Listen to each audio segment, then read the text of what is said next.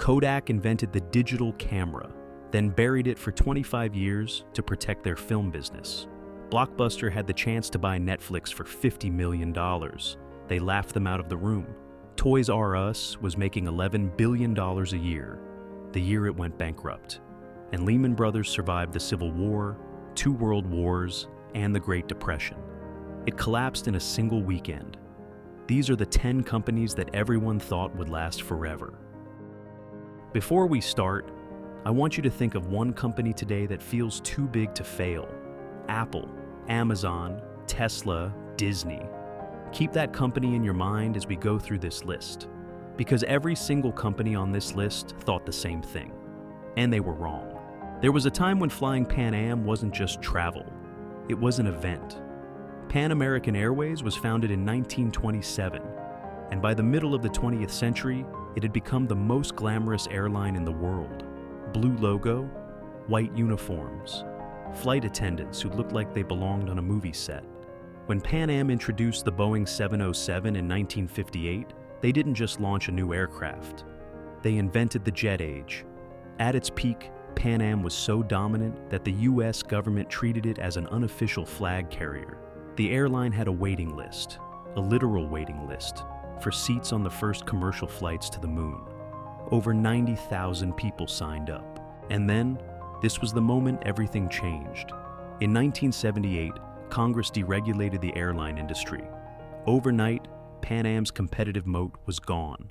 Dozens of new carriers flooded their routes at lower prices. Then, in 1988, a terrorist bomb destroyed Pan Am Flight 103 over Lockerbie, Scotland, killing 270 people. Bookings collapsed. Then the Gulf War in 1991 sent fuel prices through the roof. Pan Am tried to survive. They sold routes, sold hubs, sold their headquarters. None of it was enough. On December 4th, 1991, Pan Am flew its last flight. The most iconic airline America ever built ceased to exist.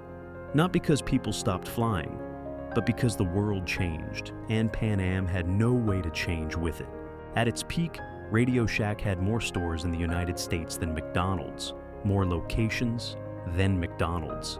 RadioShack was founded in 1921 as a mail-order radio parts company. By the 1980s, it had become something remarkable. A store where ordinary Americans could walk in and buy the components to build their own electronics.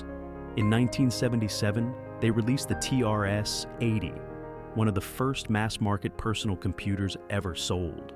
They were at the beginning of the personal computer revolution. And this is where everything started to unravel. They stopped moving. As the world shifted to mobile devices, to the internet, to Amazon, RadioShack stayed exactly where it was. They kept their small, cluttered stores full of cables and batteries and cell phone contracts nobody needed. Best Buy took the big-ticket sales. Amazon took everything else. The company that helped start the personal computer age couldn't survive the internet age it helped create. RadioShack filed for bankruptcy in 2015, then again in 2017. 7,000 stores, gone. The only thing left is a name attached to a website. Before Best Buy dominated electronics retail, there was Circuit City. Founded in 1949, Circuit City was one of the largest electronics retailers in the world by the 1990s. $6 billion in sales, 1,200 stores. They pioneered the big box electronics format that Best Buy would later perfect. That decision would haunt them. In 2007, with a recession building and their business already under pressure, Circuit City made a decision. To cut costs, they fired 3,400 of their most experienced employees. Not underperformers, not redundant positions. They fired their highest paid store workers, the people who had been there the longest, who knew the products best, who customers actually trusted. They replaced them with cheaper, inexperienced staff. Best Buy absorbed Circuit City's best customers almost immediately. Word spread, the stores got worse, the service got worse, and customers who had a choice chose Best Buy. That decision, firing 3,400 experienced employees to save a few dollars an hour, is now taught in business schools as one of the worst strategic choices in retail history. Circuit City filed for bankruptcy in 2008. By 2009, every store was liquidated. They saved money on payroll. They lost everything else. Toys R Us wasn't dying. The year it went bankrupt, it was still making $11 billion a year. Let that land for a second. $11 billion in revenue. And it went bankrupt anyway. If you were a child in America between 1980 and 2010, you knew Toys R Us. You knew Jeffrey the Giraffe. You knew those aisles, the massive, overwhelming, endless aisles of every toy imaginable. Going to Toys R Us wasn't shopping. It was an experience. It was something you begged your parents for. At its peak, Toys R Us operated over 1,500 stores worldwide, 800 in the United States alone. So, how does a company making $11 billion a year go bankrupt? From that moment forward, the countdown was already running. In 2005, a group of private equity firms bought Toys R Us and loaded the company with $5 billion in debt. Not to invest in new stores, not to build an e-commerce platform to compete with Amazon, just debt.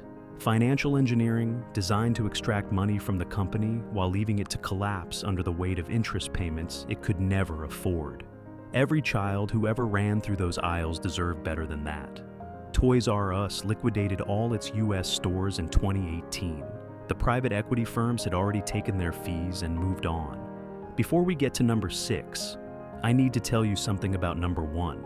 The company at the top of this list didn't collapse slowly. There was no warning, no years of decline, no slow bleed. It survived 158 years, through the Civil War, through 2 world wars, through the Great Depression. Then it disappeared in a single weekend. Keep watching. In 1975, a young engineer at Kodak named Steve Sasson built something extraordinary. He built the world's first digital camera. It was the size of a toaster. It stored images on a cassette tape. But the technology worked, and Sasson knew, everyone who saw it knew, that this was the future of photography. He presented it to Kodak's executives. They told him it was cute, and they told him not to tell anyone about it, because Kodak owned 90% of the US film market. Think about that. Imagine if Apple controlled 90% of all smartphones. Kodak had that kind of dominance in photography, and digital threatened to destroy it. So they buried the invention, protected the revenue, and told themselves that film would last forever. And this is where the collapse became inevitable. Not 1975. That was just the beginning. The real moment was every year after that, when Kodak chose the same thing again and again. Short-term revenue over long-term survival. By the time they finally embraced digital photography, they had missed 25 years. The camera phone had arrived. The darkroom was dead. The film itself was dead. Kodak filed for bankruptcy in January 2012. The company that invented digital photography was destroyed by digital photography. Steve Sasson's original camera is now in the Smithsonian, a monument to what could have been. And somewhere right now, inside another giant company, someone is probably looking at a new technology and making the same calculation. Keep that in mind. Let's go back to the beginning of this video. The year 2000. A small DVD by mail company comes to Blockbuster with a proposition. Buy us. $50 million. We'll give you the whole thing. The executives at Blockbuster laughed. They had 9,000 stores, 84,000 employees. They were the dominant force in home entertainment. Why would they pay $50 million for a company that mailed DVDs? That company was Netflix. But here's what makes the story even more painful. Blockbuster didn't just ignore Netflix. For a while, they actually beat them. In 2004, they launched an online rental program that was genuinely competitive.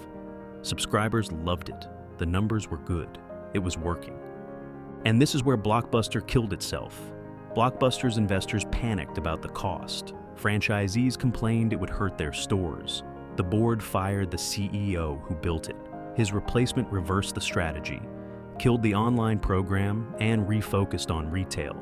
3 years later, Blockbuster filed for bankruptcy. There is one Blockbuster store left on Earth. It is in Bend, Oregon. It has become a tourist attraction. People travel from across the country just to walk through those doors one more time. Netflix is now worth $400 billion. In 2008, BlackBerry was worth $80 billion. Every executive had one. Every politician had one. Barack Obama famously refused to give his up when he became president. The Secret Service had to build him a special secure version just so he could keep it. The devices were so addictive they earned a nickname, BlackBerry. BlackBerry didn't just make phones, they invented mobile email. They built the infrastructure that let executives run their businesses from anywhere in the world. At their peak, they had nearly half the US smartphone market, and their response was almost incomprehensible. The iPhone launched in 2007. BlackBerry's co-CEO said the iPhone's battery life was too short, said touchscreens were a gimmick, said their enterprise customers would never switch. Their enterprise customers switched. BlackBerry released one touchscreen phone after another, each arriving too late and falling too short. They launched an app store years after Apple and Google had already won. They bought a tablet company and released a product so unfinished it couldn't even run its own email app at launch. By 2013, their market share had collapsed from 43% to under 3%. BlackBerry sold its handset business in 2016. The keyboards are gone. Only the name survives, attached to a software company most people have never heard of. Fortune magazine named Enron the most innovative company in America, 6 years in a row. In 2000, Enron reported over $100 billion in revenue. Their stock hit $90 a share. They were building broadband networks, trading energy contracts, expanding into water and weather derivatives. And Wall Street rewarded every announcement with a higher valuation. The problem was simple. The revenue was fake. Behind the scenes, Enron's executives were using shell companies, offshore partnerships, and accounting loopholes to hide billions in debt and fabricate profits. When a Fortune journalist named Bethany McLean asked CEO Jeffrey Skilling in 2001 how exactly Enron made its money, he called her unethical for even asking. 7 months after that conversation, it all fell apart. Enron's stock went from $90 to less than $1 in weeks. 20,000 employees lost their jobs. Pension funds were wiped out. Ordinary people who had trusted the company with their retirement savings lost everything. Skilling went to prison. CFO Andrew Fastow went to prison. Chairman Ken Lay was convicted but died before sentencing. And Arthur Andersen, one of the 5 largest accounting firms in the world, was destroyed alongside Enron for helping conceal the fraud. 85,000 employees, gone. The most innovative company in America. For 6 years in a row. It was all a lie. Adam Neumann convinced investors to value his office space rental company at $47 billion. Not profitable, not even close. In 1 year alone, WeWork lost $1.9 billion. But Neumann had a gift. He could walk into any room and make people believe they were witnessing the future. He called WeWork a physical social network. He said the mission was to elevate the world's consciousness. SoftBank, one of the largest investment funds in the world, gave him $18.5 billion. And then he made one mistake. He filed to take it public, and the IPO paperwork revealed everything. The losses, the conflicts of interest, the fact that Neumann had personally trademarked the word "we" and then charged his own company $5.9 million to use it. The IPO collapsed. Neumann was forced out. He walked away with $1.7 billion while his employees lost their jobs and their stock options. WeWork filed for bankruptcy in 2023. The full story of how one man convinced the world his office space was worth $47 billion, that's coming to this channel very soon. Subscribe so you don't miss it. On September 14th, 2008, Lehman Brothers held an emergency board meeting. The bank was in crisis. Their mortgage holdings had collapsed in value. They were bleeding money faster than they could account for it. Over the previous weeks, they had tried everything. Sold assets, sought buyers, begged the government for help. Nothing worked. The next morning, September 15th, 2008, Lehman Brothers filed for bankruptcy. $600 billion in assets. The largest bankruptcy filing in American history. But the number doesn't capture what happened next. Lehman Brothers had been founded in 1847. It had survived the Civil War. It had survived 2 world wars. It had survived the Great Depression, the worst financial collapse in human history. For 158 years, through every crisis America had ever faced, Lehman Brothers was still standing. It took one weekend to bring it down. The collapse triggered a global financial crisis. Stock markets around the world crashed. Banks froze lending. Businesses couldn't make payroll. Millions of people lost their jobs, not just at Lehman, but across the entire global economy. The bankruptcy paperwork required 2,000 lawyers to process. It cost $2 billion just to untangle. 158 years, one weekend, 10 companies, Pan Am, RadioShack, Circuit City, Toys R Us, Kodak, Blockbuster, BlackBerry, Enron, WeWork, Lehman Brothers, millions of jobs, trillions in assets, stores that were part of the landscape of American life for generations. And almost none of it had to end the way it did. Every company on this list believed the same thing, that their dominance would last forever. But markets don't care about history.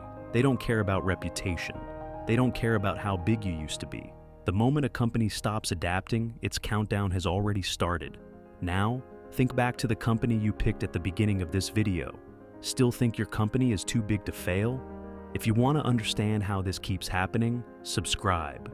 We cover a new fallen empire every week, and the full story of WeWork, one of the most extraordinary collapses of the modern era, is coming very soon.